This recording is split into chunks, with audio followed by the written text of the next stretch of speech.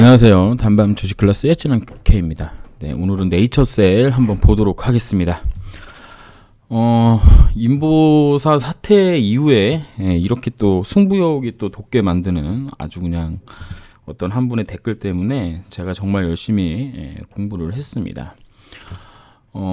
본 영상은 PT 한 83장으로 구성되어 있는데 이거를 지금 한 번에는 다 못할 것 같습니다. 이거 그 챕터 하나당 이렇게 좀 내용이 길 것 같으니까요. 속도를 좀 빠르게 하셔서 보시길 바라고요. 어쩌면 영상을 2개나 3개로 나눌 수도 있습니다. 또한 본 영상은 구할 수 있는 중앙약심회의록과 이번 사태의 회사 측이 제공한 자료를 활용하여 만든 것입니다. 비전문가가 내용을 정리하고 분석한 것이기에 오류가 있을 수 있어요. 오류에 대한 모든 비판은 감수하도록 하겠습니다. 다만 막 욕을 하신다거나 혹은 뭐 논리적이지 않은데 그냥 무작정 우기신다거나 혹은 영상을 보지 않고 비판하는 것에 대해서는 저도 댓글로 같이 비판하도록 하겠습니다. 또한 본 영상의 내용은 해당 종목의 주주들과 그 다음에 신규 투자자의 투자 의견에 결정적인 영향을 줄 수도 있습니다. 투자 결정에 참고만 하시고요. 모든 투자의 책임은 여러분에게 있음을 다시 한번 강조드립니다. 일단은 우리가 이제 이런 것들을 좀 알아야 돼요. 임상의 개요. 일상 임상을 하죠. 약물의 체내 흡수, 분포, 대사, 배설 과정과 안전성을 확인하는 시험으로 임상 시험용 의약품이 사람에게 처음 투여하는 단계를 얘기합니다. 이때는 건강한 사람들에게 일단 투여를 해봐요. 그러니까 질병이 하나도 없는 건강한 사람들한테 투여를 해서 흡수, 분포, 대사, 배설 과정이 잘 되는지 이런 부분들을 확인을 해봅니다. 물론 여기 전에는 전임상이라 그래서 동물 실험을 하게 되고요. 그래서 약의 뭐 효과라든가 기전 그리고 그 적응증을 어디다 하면 좀 좋을까 이런 부분들을 좀 확인하는 과정을 이제 있는데 뭐 이 부분은 일단 넘어가고요. 그다음에 이제 이상을 합니다. 적절한 약물의 용량을 확인하고 유효성과 안전성을 탐색하는 관계입니다. 탐색하는 겁니다. 탐색. 네이처셀 같은 경우에는 한국, 미국에서 약 한 10명, 뭐 12명, 뭐 이런 식으로 해서 임상을 진행했습니다. 3상 실험은 이 이상에서 나온 결과를 바탕으로 다수의 환자를 대상으로 약물의 효과를 통계적으로 검증하여 용량에 대한 유효성 및 안전성을 확증하는 등입니다. 확증. 그러니까 여기에 나왔던 실험 전체를 많은 사람한테 투여해서 얘기하는 이제 피값이죠. 피값이 이제 나오는지, 그 다음에 임상적 유의성이 나오는지에 대해서 확인을 해보는 겁니다. 그리고 나서 이제 신약 허가를 하는 거죠. 임상 시험 등 자료를 토대로 약의 판매 허가를 결정하는 단계를 이제 신약 허가라고 하고요. 이거 다음에 이제 시판이 되고 나면 실제 사용상의 안정성에 대한 추가적인 자료를 수집하고 새로운 적응증을 탐색하는 단계가 이제 4상입니다. 인보사인 경우에는 3상 끝나고 신약 허가 받고 4상 하던 중에 이액 세포가 기존에 알려져 있던 세포와 다르다는 이유로 지금 취소가 된 상황이고요. 미국에서 3상 하던 게 클리니컬 홀드로 멈췄다가 클리니컬 홀드를 해제시켰습니다. 이때 FDA에서 많은 실험 결과를 가져와서 증명해라 라고 얘기를 했고요. 그래서 이제 그 부분에 대한 실험 내용을 FDA에 제출을 해서 다시 허가 맡아서 3상이 진행 중입니다. 그렇게 이제 보시면 되겠고, 그 다음에 임상 시험 프로토콜 디자인에 관련돼서 이제 말씀드리면 프로토콜 작성의 목적은 다음과 같습니다. 이게 프로토콜이라는 게 임상 시험에 관련된 내용을 하는 거예요. 뭐 사람 정하고 용량 정하고 뭐 이런 것들을 과학적으로 해야 된다는 얘기인 거죠. 대부분. 임상 시험 시 따라야 하는 절차에 관한 공식적인 기록을 제공하고 주요 연구자를 돕고 시험 절차와 방법에 관한 완전한 도면을 시험 참가자들에게 알리는 역할을 합니다. 독립적인 윤리위원회 및 기관에 해당 연구가 임상 연구에 관한 윤리 기준을 따르고 있다는 것을 알립니다. 연구에 투자하는 후원자들에게 이 시험에 필요한 전체적인 노력을 판단할 수 있도록 도와주고 이 시험이 실현 가능한 것인지를 예측하게 해주는 게 이 프로토콜 작성의 목적입니다. 그러면 이렇게 되는 거예요. 스폰서가 이제 소위 말하는 이제 신약 만드는 회사거든요. 예, 신약 만드는 회사가 디자인을 합니다. 이런 디자인을 하는 거죠. 예, 이런 디자인을 하면 감독자가 이 디자인이 규제에 걸리는지 확인하는 역할을 하는 거지. 기본적으로 감독자가 임상을 성공할 수 있도록 최대한 유리하게 디자인해 주는 건 아닙니다. 이거는 있을 수가 없는 거죠. 이런 집을 디자인하는 건 오로지 스폰서가 하는 거예요. 근데 가령 얘네가 뭐 2층으로 이렇게 짓고 여기다 굴뚝을 만들려고 했는데, 야, 여기는 뭐 용도가 땅의 용도가 뭐 2층까지는 될 수 없는 곳이니까 1층으로 지어라, 이런 이제 조언을 해주는 거고요.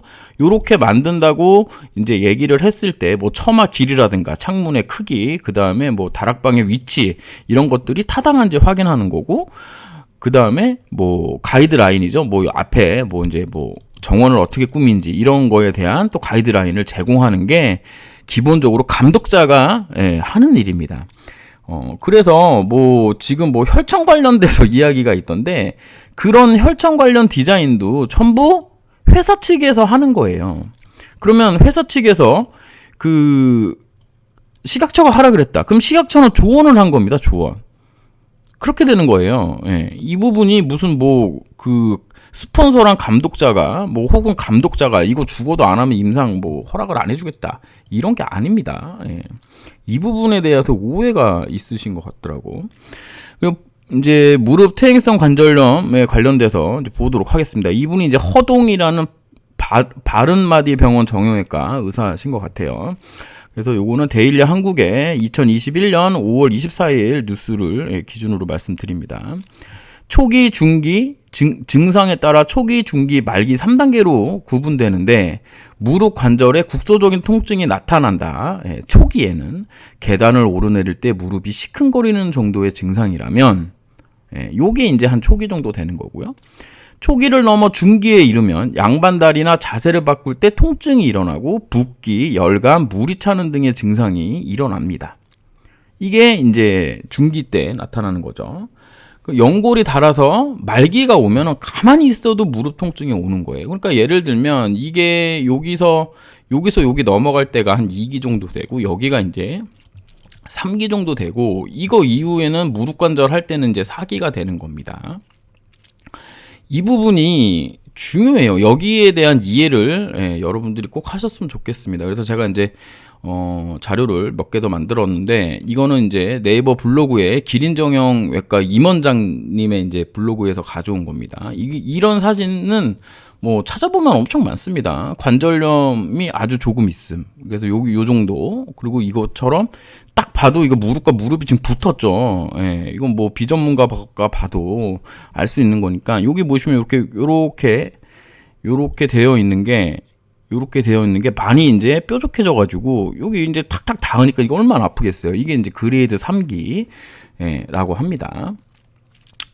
다음 장을 또 한번 보도록 할게요. 여기 이제 살아가는 이야기 블로그에서 가져온 겁니다. 그래서 여기 이제 2기고, 여기가 2기고, 여기가 3기예요. 아까 봤던 영상 그 초음파 사진이랑 거의 비슷한데, 이게 왜냐면 이거를 이제 그 만들어 놓은 이거를 구분 짓는 그 기준이 되는 초음파 사진을 전 세계에서 공용으로 같이 쓰는 것 같더라고요. 그래서 여기 이제 1기 보시면 연골이 닳아 두께가 조금 얇아지는 정도로 무릎 통증이 점차 진행되며, 증상은 무릎에 뻣뻣함이 있다. 1기입니다, 이게. 이런 거 이제 앞으로 이제 쭉 내용이 나올 텐데, 이런 거 잘 기억하세요. 무릎이 뻣뻣하면 1기구나. 여러분들도 이제 본인이 자고 일어났는데 무릎이 뻣뻣한지, 아니면 뭐 이렇게 일상생활 중에 또 무릎이 뻣뻣한지, 이런 걸로 내가 지금 관절염 1기구나, 뭐 이렇게 볼 수 있겠죠. 2기는 연골 조각이 떨어져서 통증이 발생하는 단계라고 했죠. 이거 뭐라고 그랬죠, 아까? 계단을 오르내리고 할 때 무릎이 좀 시큰한 정도라고 아까 앞에서 얘기를 했습니다. 3기, 조금만 걸어도 무릎이 아파요. 조금만 걸어도 무릎이 아프답니다. 여기서 조금이 100m인지 200m인지 300m인지는 모르지만 어쨌든 걷기가 조금 힘들다는 거죠. 4기는 무릎 관절 뼈와 뼈 사이가 매우 좁아서 거의 맞닿은 무릎 통증이 심하고 붓고 열감이 야간 자려고 누웠는데도 아프다는 겁니다. 4기는. 그래서 대부분 우리가 알고 있는 조인트 스템이나 그 다음에 뭐 인공관절을 이제 하죠. 요런 상황입니다. 그리고 이제 그 유효성 평가에 바스랑 워맥이라는 거를 한다고 해요. 그래서 저도 이번에 이제 처음으로 바스에 대해서 좀 공부를 해봤는데요. 이 바스는 별게 아닙니다.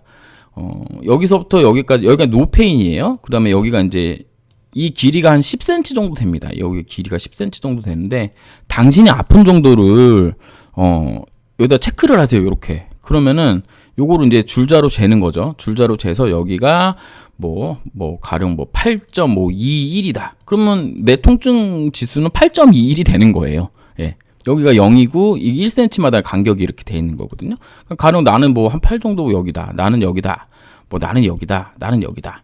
이렇게 보는 거죠. 그러면 이제 우리가 기본적으로 생각을 해봤을 때 2기인 사람과 3기인 사람이 이게 통증이 같겠냐라고 이제 생각을 해보는 거예요. 아까 2기는 계단을 오를 때 무릎이 시큰한 정도입니다. 무릎이 시큰한 정도고, 3기는 조금만 걸어도 아픈 정도예요. 조금만 걸어도 아픈 정도. 그럼 3기는 그냥 대충 생각했을 때 5 이상이 될 가능성이 매우 높겠죠. 2기는 2에서 한 5 사이, 많으면 7 정도. 이거는 근데 조금 다를 수도 있습니다. 어차피 이거 설문조사로 하는 거기 때문에. 나는 되게 아픔을 좀 많이 느끼는 사람이어서 2기인데도 여기 찍는 사람이 있을 수도 있잖아요. 그러니까 이제 바스의 한계 같은 거죠. 이거를 제가 챗 GPT한테 물어봤는데, 바스는 통증의 정도를 측정하는 방법 중 하나이고, 바스는 수직 또는 수평선 위에 0에서 10까지의 숫자가 표시되는 거예요. 여기서부터 0에서부터 10까지 표시되는 겁니다. 그래서 환자는 자신의 통증에 따라 해당 위치를 하는 거예요. 그리고 여기 보시면 이게 이제 10cm잖아요. 그럼 이거를 이제 100mm로 계산을 하면은 100분율로도 이제 표기가 가능합니다. 그러니까는 이거를 이제 우리가 이제 뒤에서 유효성 평가 관련된 회사에서 제출한 그걸 이제 보게 되면 21.31이 줄었느니 이런 걸로 요렇게 이제 표현이 가능하다는 거예요. 이제 나누면 되니까 그렇게 나누면 되니까. 그래서 이제 크기가 클수록 아픈 거다. 이거 중요합니다. 크기가 클수록 아픈 겁니다. 아까도 말씀드렸지만 2기 환자가 3기 환자보다 더 아플 확률은 없잖아요. 근데 물론 이게 개인차가 있는 게 좀 그렇긴 하지만, 기본적으로 2기보다는 3기가 더 아프겠구나. 이거는 이제 우리가 상식적으로 알 수 있는 부분입니다. 이거를 꼭 이해를 하셔야 됩니다. 다음은 워맥입니다. 워맥은 여기 웨스턴 온타리오 여기서 만든 거예요. 특별한 게 없습니다. 그래서 이것도 챗 GPT한테 물어봤죠. 그랬더니 여기서 만든 거래요. 그래서 통증 항목은 걷기, 계단 오르기, 침대에서 누워있기, 앉거나 누워있기, 일어서거나. 경직은 기상했을 때와 기상하자마자, 그 다음에 이제 일상생활 중에. 신체 기능은 계단 오르기, 앉았다 일어서기, 서기, 숙이기, 걷기, 차에 타고 내리기, 쇼핑하기, 양말 신고 벗기, 침대에서 일어나기, 침대에서 누우기, 눕기, 욕조에서 들어가고 나오기, 앉아서 화장실에 들어가서 나오기, 무거운 가사일, 가벼운 가사일로 이렇게 이제 항목을 만들어 놓은 거예요. 다음 장에 보여드리겠지만, 워맥은 1982년도에 개발이 돼서 지금까지도 쓰고 있는 겁니다. 40년 넘게 쓰고 있는 거죠.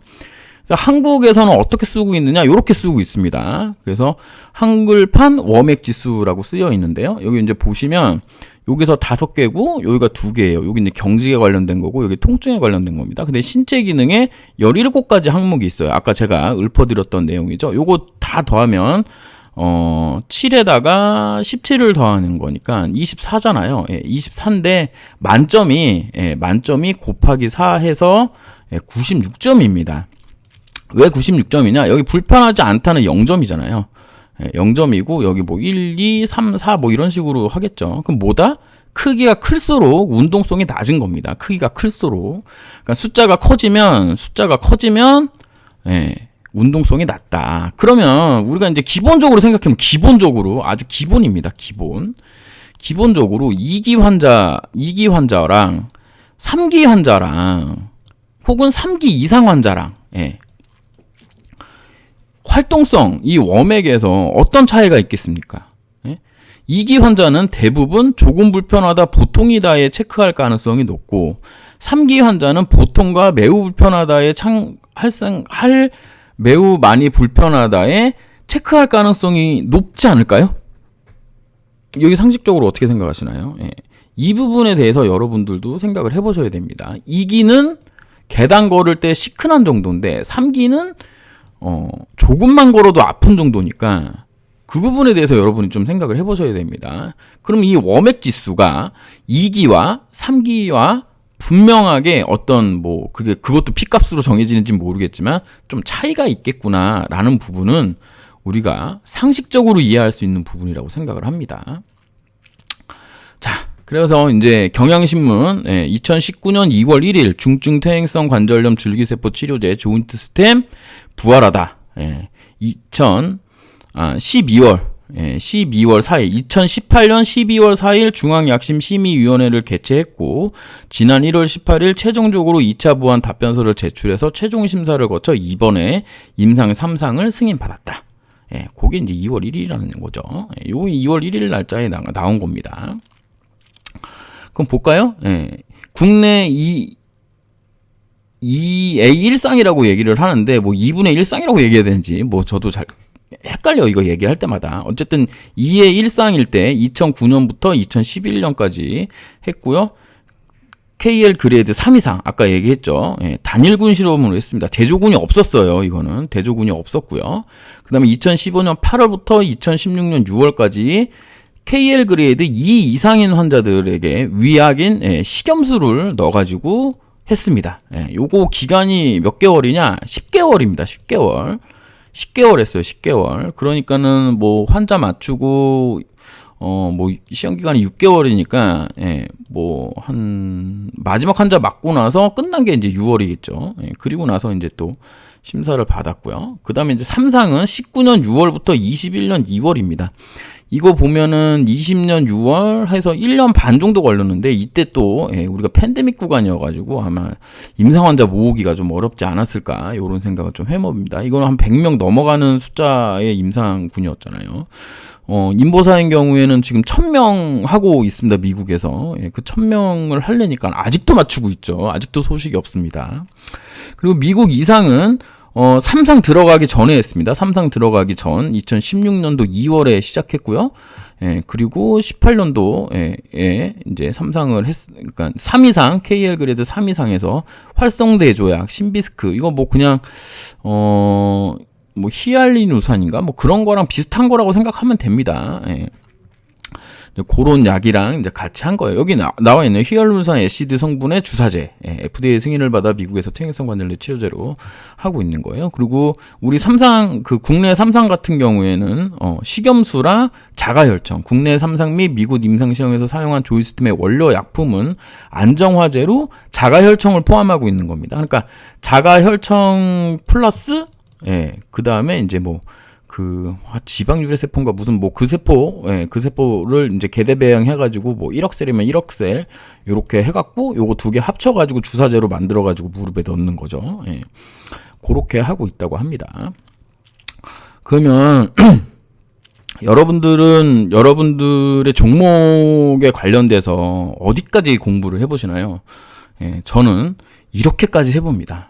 제가 오랜만에 승부욕이 돋았기 때문에 제가 중앙약심 회의록을 일일이 다 뒤져가지고 찾아낸 겁니다. 보시면 여기 2017년 4월 4일 날 중앙약심 회의를 했죠. 뭐 했냐면 세포치료제 조건부 허가를 위한 대상질환의 적절성, 임상시험 계획 및 결과의 타당성에 대해서 논의를 했습니다. 이거는 한국 임상 이상 결과로 조건부 허가 신청을 한 거예요. 이게 무슨 내용이냐면 이게 2015년도에 그 불가역성인가 비가역성인가 그거 관련된 질환이 있는 경우에는 조건부 허가를 내릴 수 있다는 정책이 생기면서 이제 요 당시에 이제 이상 임상이 끝났으니까 그 결과를 가지고 조건부 허가 신청을 한 겁니다. 그래서 여기서 빠꾸 맞았어요. 여기서 빠꾸 맞고 그랬더니 4월에 했다가 1년 뒤에 2018년 3월에 미국 임상 2상 중간 결과입니다. 중간 결과로 조건부 허가 신청을 했습니다.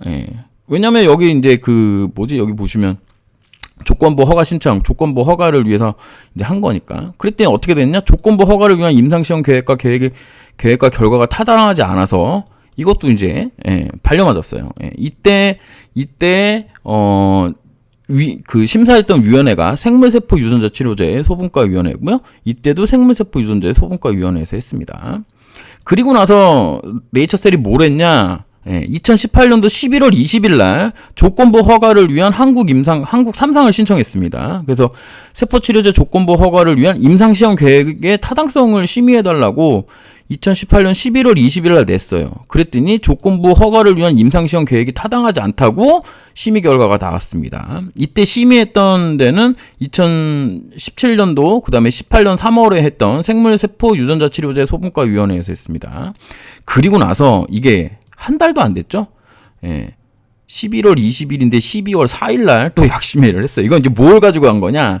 요거, 한국 임상 2상 결과를 가지고 한국 3상을 신청했습니다. 그러니까 이거랑은 완전 다른 거예요, 이제는. 이 2상 결과를 가지고 이제 3상을 신청한 거니까요. 그래서, 임상시험의 계획성, 타당성 심의를 했어요. 그랬더니 심의 결과가 나왔습니다. 타당하지 않음, 이라고 여기도 이제 타당하지 않음인데 요거 이제 제가 그 캡처를 못 해가지고 그렇고 여기는 뭐라 그랬냐 심의 결과 시험약의 효과 크기 및 근거 자료를 보완하고 시험 대상주 재산출이 필요하다고 얘기를 하겠습니다. 이게 뭐 소위 얘기하는 뭐 MCID인가 뭐 그거 얘기하는 거죠. 그 다음에 병원 약물 허용 및 금지 사항에 대해 구체적으로 명시하고 이에 따른 탈락률을 고려하여 반영할 것. 요렇게 해서 심의 결과가 나왔고 결국 앞에서 봤던 거와 같이 심의가 이제 요렇게 12월 4일 날 심의가 끝나고 여기 보시면 뭐 1월 18일 날 최종적으로 2차 보완서 답변하고 이제 나온 겁니다. 그러니까 요 이후에는 이제 요거 관련된 내용은 없어요. 왜냐면 이제 임상이 이제 시작됐기 때문에. 그리고 나서 2022년 9월 2일 날 그 중앙약심회가 또 올리죠. 이거는 뭐냐면 임상시험의 임상적 유의성과 품목허가 타당성을 위해서 이제 심의를 했습니다. 승인된 임상시험 계획에 따라 수행한 임상시험 결과 증상 개선에 대한 임상적 유의성은 있다고 볼 수 있으나 추가 자료가 필요하다 그랬습니다. 여기서 이게 진짜 중요한 겁니다. 추가 자료를 내서 확인이 돼야 임상적 유의성을 확인해 주겠다는 얘기인 거잖아요. 그러니까 이게 무슨 얘기냐면 중앙약심위원회를 되게 물러보는데 이게 되게 물러볼 게 아닙니다. 이 친구라 그러면 안 되죠. 이분들이 허가를 안 해주면 타당성이 없다 이래버리면 답이 없는 거예요. 그러니까는 이분들이 만약에 뭐 이렇게 추가 자료가 필요하다 그러면 무조건 내야 되는 겁니다. 무조건. 그래서 줄기세포 치료제임을 고려할 때 제품의 작용 기전 등 추가 자료가 필요하다고 결론을 냈어요. 이거를 다르게 얘기하면 인보사가 미국에서 클리니컬 홀드가 걸려가지고 약 2번의 클리니컬 홀드가 있던 거를 첫 번째 시험 결과지 내고 그 다음에 두 번째 또 요거 냈더니 다시 뭘 더 더해오라 그래가지고 이 숙제를 맞춰서 클리니컬 홀드를 해제하고 임상 3상에 들어갔습니다. 그러니까 이 부분 추가 자료를 제출해서 이 중앙약심위원회를 설득하지 못하면 이게 타당하지 않는 거예요. 그러니까 여기서 이 1차 결과에서 임상적 유의성이 있다고 할 수 있으나 추가 자료 필요하다는 얘기는 임상적 유의성을 인정은 하는데 추가 자료를 반드시 내고 이 추가 자료를 바탕으로 이것을 다시 평가해 보겠다는 얘기입니다. 무슨 얘기인지 이해하시겠죠? 이때 이제 생물 첨단 바이오 소분과 위원회에서 심사를 했어요. 그리고는 이제 여러분들이 이제 뭐 난리가 난 2월 28일 요거 보면은 임상적 유의성이 부족하여 타당하지 않음이라고 했습니다. 그리고 여기도 이제 생물 첨단 바이오 의약품 소분과 위원회에서 했어요. 그럼 볼게요. 조인트 스템의 임상 3상 기간 엔드 포인트입니다. 이 그 조인트 스템 그 네이처셀에서 난 그 유의성 관련된 자료를 보니까 뭐 6개월 이후에 엄청난 결과가 있다. 뭐 이런 얘기를 해놨더라고요. 그래서 이제 여기 읽어보시면 임상의 엔드 포인트는 임상 기간의 끝점에서 임상 기간이 6개월이면 6개월에 나타난 이 시점에 이 결과들을 가지고 약을 평가하는 거예요.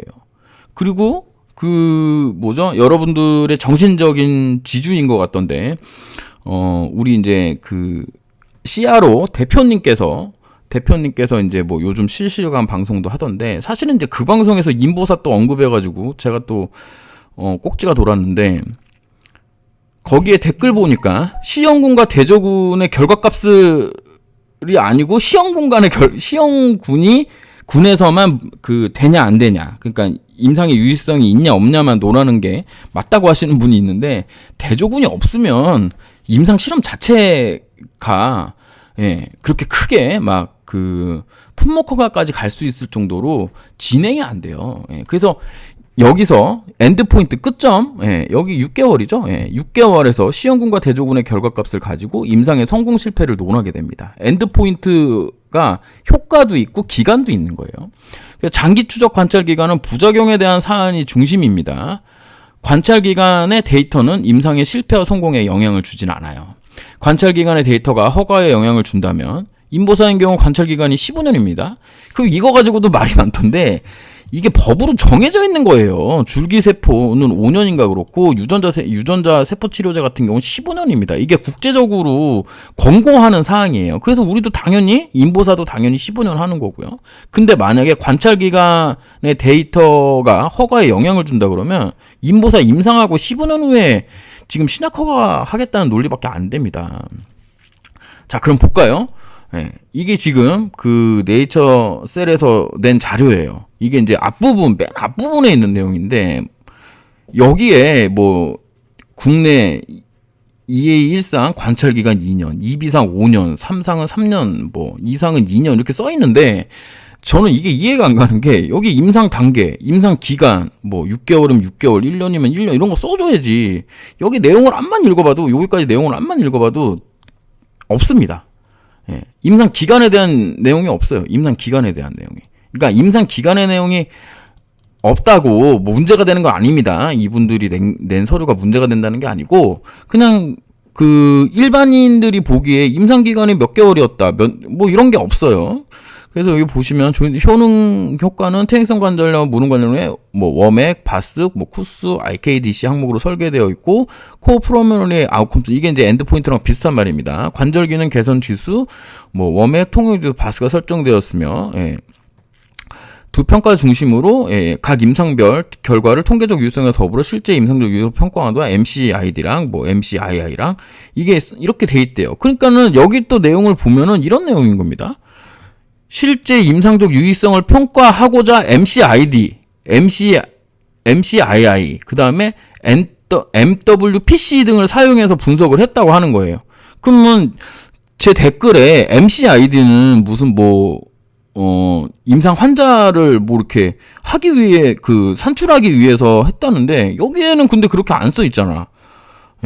결과를 통계적 유의성과 더불어 실제 임상적 유의성을 평가하고자 MCID를 가져왔다고 본인들이 쓰셨습니다. 제가 쓴 게 아니라고요. 제가 쓴 게. 그래서 이거 다음과 같이 이렇게 이제 평가를 했대요. 워맥, 바스, 장기적인 효과. 이게 여기 이 장기적인 효과가 이게 6개월일 겁니다. 그 다음에 바스, 이렇게, 이제 2차 평가 지수, IKDC, 쿠스.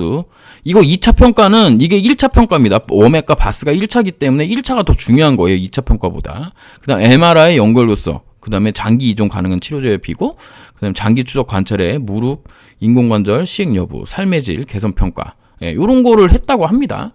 그래서 여러분들이 또 안 믿으실 거 아니야.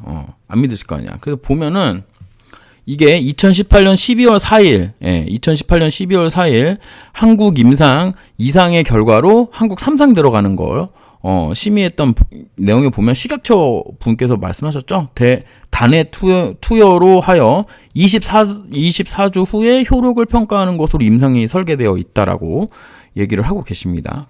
그러니까 뭐야? 여기에 엔드포인트의 기간은 24주라는 게 나와 있죠. 그래서 네이처셀의 첫 번째, 두 번째 워맥하고 바스에 관련된 이 임상 결과 1차 평가 지수, 1차 평가 변수 이거를 6개월 시점이라고 여기다가 완전 못을 박은 거예요.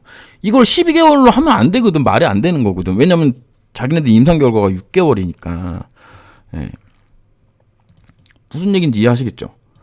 그리고 본인들이 이렇게 썼어요. 이거는 이제 인보사랑 비교한 내용에 이렇게 썼는데, 조인트 스템은 가장 위약 효과가 뛰어난 6개월 시점에서 자가혈청 플러스 식염수가 포함된 대조군과 비교하여, 그러니까 자가혈청과 식염수가 포함되어 있는 위약 효과가 가장 뛰어난 6개월 시점에 모든 통증 및 관절 기능 지수를 본평가 항목에서 통계적으로 군간 유의적 차이가 나온 것은 분명히 통계적으로나 임상적으로 유의성이 있음을 보여주는 결과입니다.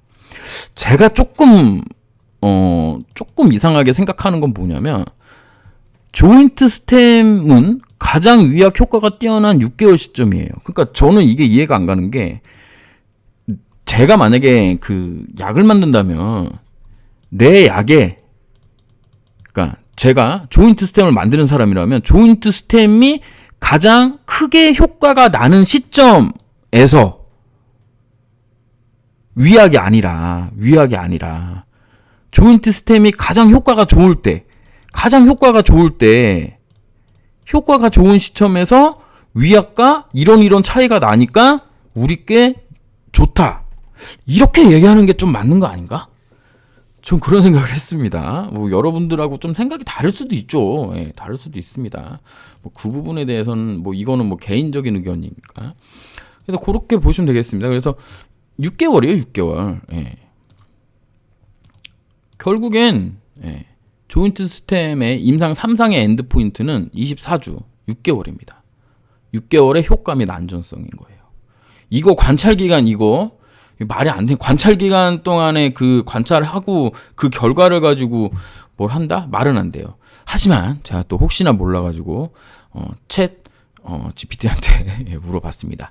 임상 기간이 6개월일 때 엔드 포인트가 나오지 않았으나 12개월 추적 결과 엔드 포인트가 나왔다면 감독 기간은 어떻게 해야 하나요? 그랬더니 여기 나와 있어요. 얘네가 이제 요런 거 검색했다고 합니다. 임상기간 6개월 엔드포인트, 미충족 12개월 추적, 결과 엔드포인트, 달성, 감독기간 대응, 뭐 요런 거, 임상시험 엔드포인트 달성 기준 요거 검색해가지고 얘가 요거 냈습니다. 임상시험에서는 엔드포인트 달성 여부가 중요합니다. 임상시험에서 미리 정해진 기준에 따라 엔드포인트를 달성해야 됩니다. 뭐라고요? 임상시험에서 미리 정해진 기준에 따라 엔드포인트를 달성해야 됩니다. 만약 6개월 시점에서 엔드포인트를 달성하지 못했지만 12개월 추적 결과에서 엔드포인트를 달성한 경우 감독기관은 이를 인정할 수 있습니다. 예, 인정할 수 있대요. 그러나 이 경우 감독기관은 해당 임상시험의 프로토콜을 검토하고 이에 따라 적절한 조치를 취할 것입니다. 라고 했습니다. 그러니까 이게 뭐예요? 예, 가장 중요한 건 이거죠. 지금 이 단원에서 가장 중요한 말은 임상시험에서 미리 정해진 기준에 따라 엔드포인트를 달성할 수 있는데, 그럼에도 불구하고 12개월 추적 결과 엔드포인트를 달성했다면 감독기관과의 어떤 뭐 이렇게 교류, 뭐 어떤 뭐 소통 이런 거를 통해서 인정할 수도 있는데, 이럴 때에는 감독기관은 임상 프로토콜을 그 프로토콜을 점검하고 이에 따라 적절한 조치를 취할 수 있다라는 겁니다. 무슨 얘기인지 이해하셨죠? 예. 이 정도 말씀드렸으면 이해했을 거라고 생각합니다. 자, 그래서 여기서 지금 벌써 33분이나 됐는데요. 조금 더 가보고, 조금 더 간 다음에 1부를 마치도록 하겠습니다. 자, 여기 보시면 이거는 아까 봤던 내용이죠. 이런 결과를 냈다. 그래서 2022년 9월 2일 이번에 그 풋모커가 반려된 거 전에 여기서 뭐라 그랬냐면, 임상 시험에서 성비의 차이가 결과에 영향을 미치지 않음을 보여주는 자료. 임상적 유의성을 인정할 건데, 인정하려면 이런 자료를 제출하라는 얘기예요. 필요 제출 자료 목록. 이건 써 있는 겁니다. 회의록에 써 있는 거예요. 회의록에. 자, 여러분들이 11명이 회의를 하는데 이분들이 모여가지고 그 회의록에 나온 만큼의 얘기만 하고 집에 갔다고 생각하신다면 오산입니다. 이분들이 거기 있는 내용들 얘기하는데 5분, 10분이면 끝나요. 만약에 진짜 그 회의록에 있는 내용만 얘기한다 그러면. 근데 그런 게 아닐 거잖아요. 선왕설래하고 오고 간 얘기 중에서 중요한 내용만 간단하게 정리한 게 회의록입니다. 근데 거기서 맨 마지막에 필요 제출 목록으로 이런 걸 내라 그랬어요. 임상시험에서 성비의 차이가 결과에 영향을 미치지 않음을 보여주는 자료. 그다음에 품목 허가의 타당성을 결정하는데 제품의 작용 기전을 판단할 수 있는 자료, 줄기세포제로서 구조 개선을 뒷받침할 수 있는 자료, 제품의 장기적인 효과 및 기회 허가된 이용 가능한 치료제 대비 제품의 우월성을 판단할 수 있는 자료, 갑 임상 단계별 결과 차이에 대한 분석 자료. 이거를 다 요청을 한 거예요. 그러면 회사에서는 스폰서라 그럽니다. 스폰서는 감독기관에 만약에 자기네 약이 승인을 받기 위해서는 이 숙제를 다 해야 됩니다. 다 해야 돼요. 그렇잖아요, 여러분. 그렇지 않나요? 다 숙제를 전부 해야 될 거 아니야, 숙제를. 제가 이거 관련된 영상을 올렸죠. 왜 반려가 됐느냐. 왜냐면 그 2월 28일 중앙약심회의가 나오기 전에 영상 하나 만든 거에 이 숙제를 전부 다 못한 것 같다. 그러니까는 이게 허가를 안 내준 거 아니냐. 라고 이제 말씀을 드렸더니 또 댓글에도 뭐 왔는데 뭐 거기는 댓글이 뭐 크게 달리지 않아서 뭐 그런가 보다 했습니다. 그러면 그냥 가장 제가 중요한 게 본 거는 요거예요. 임상 시험에서 성비의 차이의 결과를 결과 차이가 결과에 영향을 미치지 않음을 보여주는 자료. 제품의 작용 기전을 판단할 수 있는 자료. 자, 한번 보도록 하겠습니다. 제출했나? 요거 이제 중앙약심위에서 이에 요렇게 얘기했죠. C형군과 대조군의 남녀 성비가 고르게 분포된 것인지 이러한 차이가 임상 결과에 영향을 미치지 않는 것인지에 대한 설명이 필요하고 약물 효능에 판단하기 위해서는 통증 완화 증상 개선의 기전이 뒷받침되어야 함. 이분이 뭐라 그러셨냐면 9월 2일 약심위에서 현재 비교적 저렴하게 이용 가능한 뭐 요런 게 있는데 보세요. 줄기세포 치료제의 경우 통증 완화를 유도하는 작용 기전에 대한 설명이 제출된 자료에 없어. 제출된 자료에 없다고 했습니다. 약물의 치료 효과에 대한 이해가 어렵대요. 그러니까는 이게 기전이 없는데 통증 완화랑 증상 개선만 돼 있는 약을 판매하라고 중앙약심회에서 쉽게 결론 내리기가 어렵다라는 얘기도 되는 겁니다. 무슨 얘기인지 이해하시겠어요? 약물의 치료 효과에 대해서 이 전문가라고 하시는 분들이 이해가 어렵대잖아요. 왜냐? 작용 기전에 설명이 없었기 때문에. 그랬더니 어떤 분께서 동물 실험에서 확인된다면 이것을 이제 가늠하는 것으로 이제 얘기했습니다. 그래서 이 동물 실험 관련된 내용이 제가 찾아본 결과 있어가지고 좀 찾아봤어요. 그래서 이거는 이제 그 네이처셀에서 낸 서류에 있습니다. 단 연골 재생 작용은 동물 실험과 임상 시험에서 확인 가능하나 동물 시험에 대한 결과는 MOA에서 설명되며 본 항목은 임상적 유의성을 논하고 있는 바 임상 시험 결과만을 언급합니다. 그러니까 이제 회사에서 동물 실험 결과 그러니까 MOA 이게 이제 메커니즘 오브 액팅인데 여기에 이제 이거는 이제 수록하지 않았다는 거죠. 임상적 유의성을 논하고 있다고 하니까. 그래서 이제 2018년 12월 4일 중앙약심회의에 이런 얘기가 나옵니다. 2018년 12월 4일 지금 임상 3상에 관련된 임상 3상을 승인해준 게 아니라 그때 이제 보완 요청을 했던 12월 4일 중앙약심회의에서 이런 게 나와요. 어떤 위원이 메커니즘 측면을 고려하여 구조 개선이나 그런 것을 볼 수 없는 거야. 그랬더니 시각처에서 뭐라 그랬냐. MOA, 이거죠? MOA. 메커니즘 오브 액팅 자체가 구조적 개선을 볼 수 있는 메커니즘이 아닌 것으로 생각돼. 그럼 요 내용은 뭐예요? 요 내용은 지금 여러분들이 엄청나게 지금 생각하고 계시는 구조 개선에 의한 유의성 판단은 시각처도 이미 아니라는 걸 알 수 있겠죠. 그 부분은 또 여러분들이 또 희망을 드릴 수 있는 내용일 수도 있습니다. 하지만 이제 여기 이제 이 MOA 말고 요거 말고 동물 실험에서 통증 완화를 유도하는 작용 기전에 대한 결과가 있을 수 있어요. 이거는 이제 연골 재생 작용이잖아. 그리고 아까 앞에서 말씀하셨던 그분의 말씀은 통증 완화에 관련된 작용 기전에 대한 얘기니까. 근데 이 부분은 제가 이제 찾아볼 수가 없었습니다. 뭐 나와 있는 게 없어가지고. 그래서 이제 숙제를 했나 볼게요. 숙제를 했나.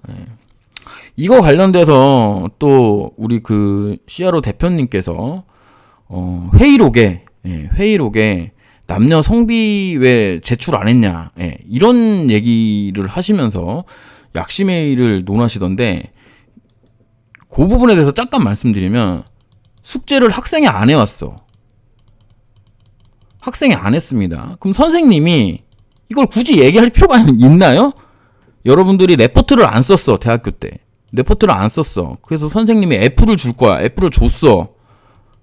뭐 얘기할 필요가 있나요? 그냥 F 주면 되는 거지? 그렇게 보셔야 되는 겁니다. 이거는 게다가 신약을 허가하는 입장에서 가장 그러니까 식약처에서 신약을 허가하는데 자문위원들이 낸 거란 말이에요. 네. 그러면은 실제로 냈냐는 거죠. 숙제를 냈냐고. 숙제를 해서 냈냐고요. 남녀. 안 나옵니다. 이렇게 찾아보시던데 CRO 그분이 뭐 그다음에 성비 안 나옵니다. 구조 개선.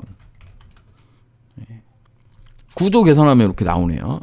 구조 개선이 지금 여기 4라고 표현되어 있죠. 그래서 4개 나오는데 요거는 이제 일반적인 내용입니다. 이 부분 되게 중요한 내용이에요. 그 연골 관련돼서 퇴행성 관절염 관련돼서 이제 공부하시는 분들은 되게 중요한 겁니다. 여기 왜냐면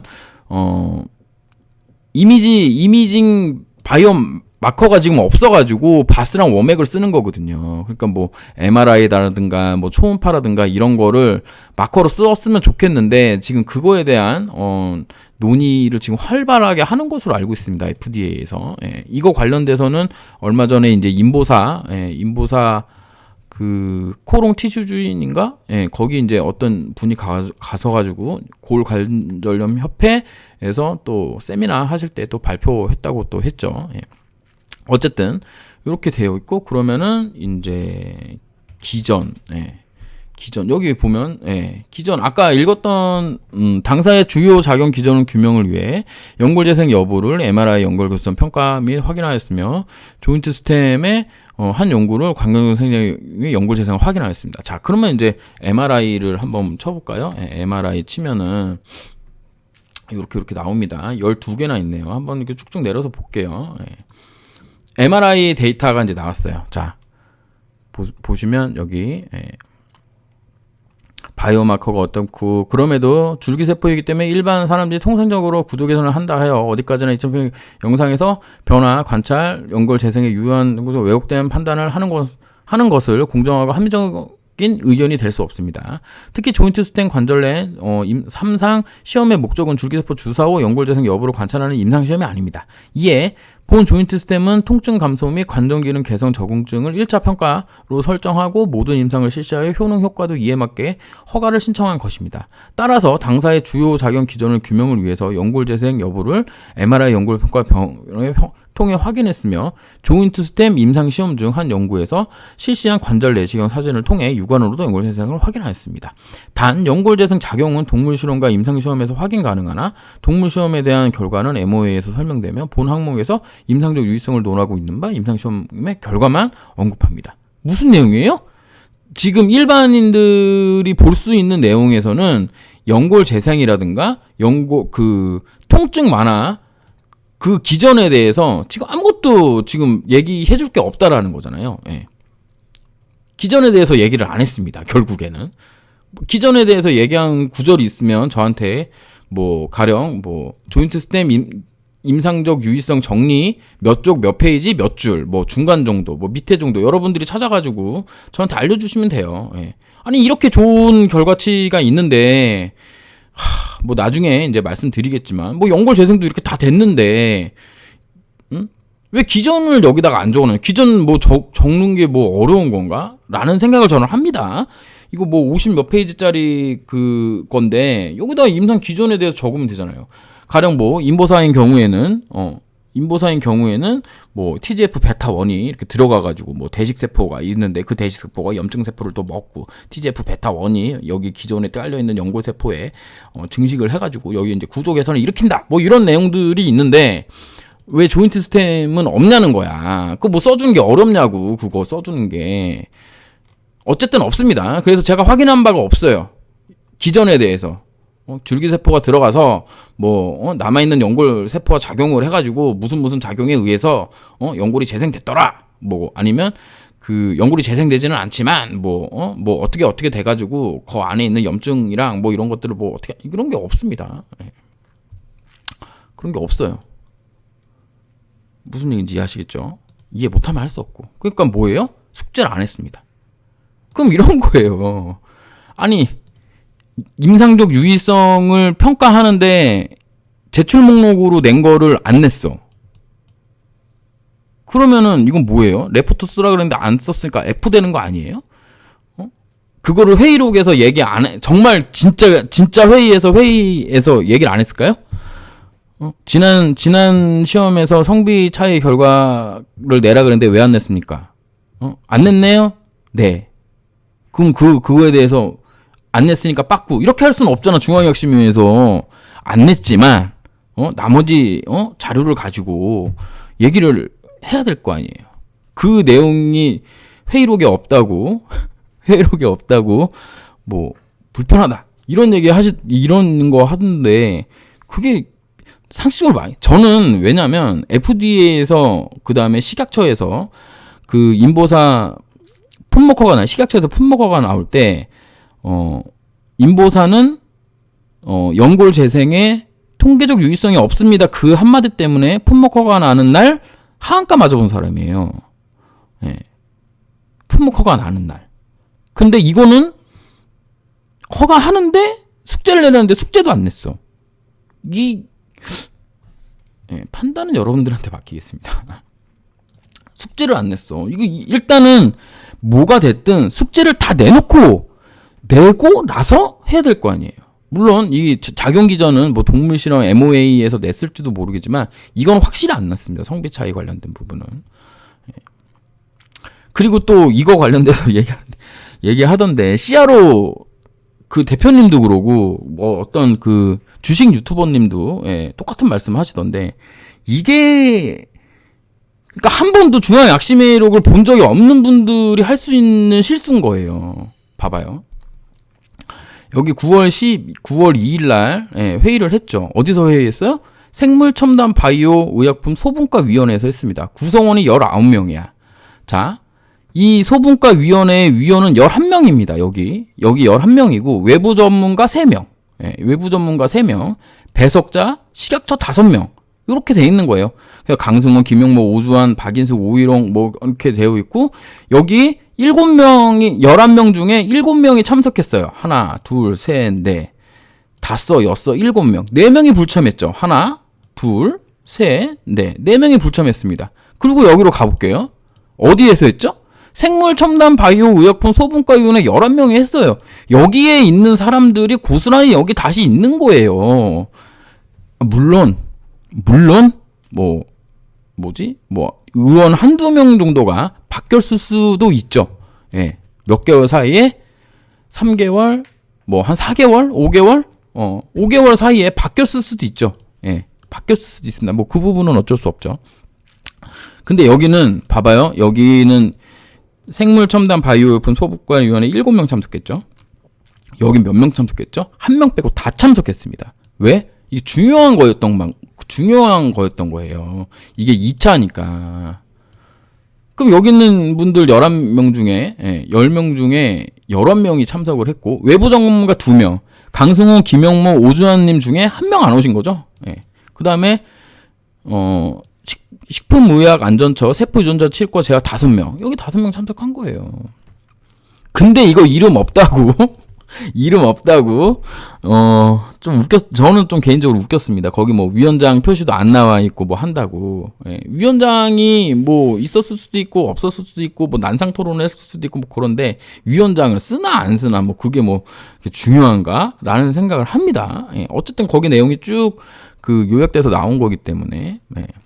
그리고 이제 여기 이 위원들 중에 이제 어떤 분이 이해관계에 얽혀 있다라고 하는데 그 부분은 제가 찾아보지는 않았습니다.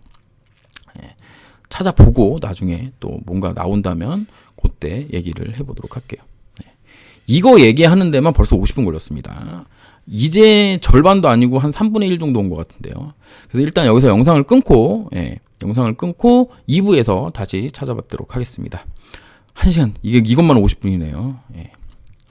감사합니다. 쯔남케이였습니다.